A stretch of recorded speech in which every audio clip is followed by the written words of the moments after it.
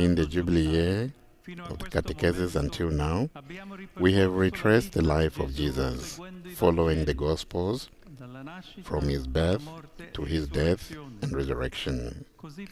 In so doing, our pilgrimage of hope has had a solid foundation, a sure way. Now, in the last part of the journey, we will allow the mystery of Christ, which culminates in the resurrection, to radiate its light on salvation in contact with the current human and historical reality, with its questions and challenges. Our lives are marked by countless events, full of different nuances and experiences. At times, we feel joyful, other times sad, other times fulfilled, or stressed, gratified, even demotivated. We live busy lives. We concentrate on achieving results, and we even attain lofty, prestigious goals. Conversely, we remain suspended, precarious, awaiting success and recognition that are always delayed or sometimes do not arrive at all. In short, we find ourselves experiencing a paradoxical situation. We would like to be happy, and yet it is very difficult to be happy in a continuous way without any shadows. We come to terms with our limitations and at the same time with the irrepressible urge to overcome them. We feel deep down that we are always missing something.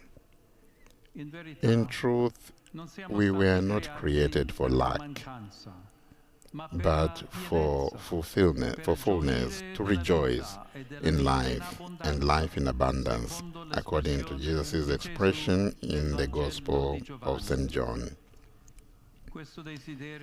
This deep desire in our heart can find its ultimate answer not in roles, not in power, not in having, but in the certainty that there is someone who guarantees this constitutive impulse of our humanity. In the awareness that this expectation will not be disappointed or thwarted, this certainty coincides with hope. This does not mean thinking in an optimistic way. Often optimism lets us down, causing our expectations to implode, whereas hope promises and fulfills. Sisters and brothers, the risen Jesus is the guarantee of this deliverance. He is the wellspring that satisfies our thirst, the infinite thirst for fullness that the Holy Spirit imbues in our hearts. Indeed, the resurrection of Christ is not a simple event of human history, but the event that transformed it from within. Let us think about a source of water. What are its characteristics? It quenches thirst and refreshes creatures, irrigates the land, renders fertile and living what would otherwise remain barren. It gives refreshment to the weary traveler, offering him or her the joy of an oasis of freshness. A wellspring appears as a freely given gift for nature, for creatures, for human beings. Without our water, it is not possible to live.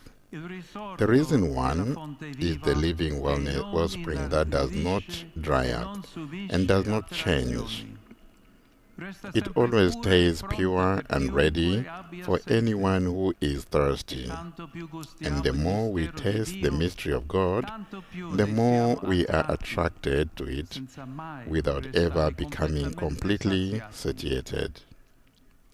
St. Augustine, in the 10th book of the Confessions, captures exactly this inexhaustible longing of our hearts and expresses it in his famous hymn of beauty. You exhaled odors, and I drew me in my breath, and do pant after you. I tasted, and do hunger and thirst. You touched me, and I burned for your peace. Jesus, with his resurrection, has guaranteed us a permanent source of life. He is the living one, the love of life, the victor over all death. Therefore, he is able to offer us refreshment in our earthly journey and assure us of our perfect peace in eternity. Only Jesus, who died and rose again, responds to the deepest questions of our heart. Is there really a destination for us? Does our existence have any meaning? And the suffering of so many innocents, how can it be redeemed? The reason Jesus does not bestow upon us an answer from above, but becomes our companion on this often arduous, painful, and mysterious journey. Only he can fill our empty flask when our thirst becomes unbearable. And he is also the destination of our journey. Without his love, the voyage of life would become wandering without a goal, a tragic mistake with a missed destination. We are fragile creatures.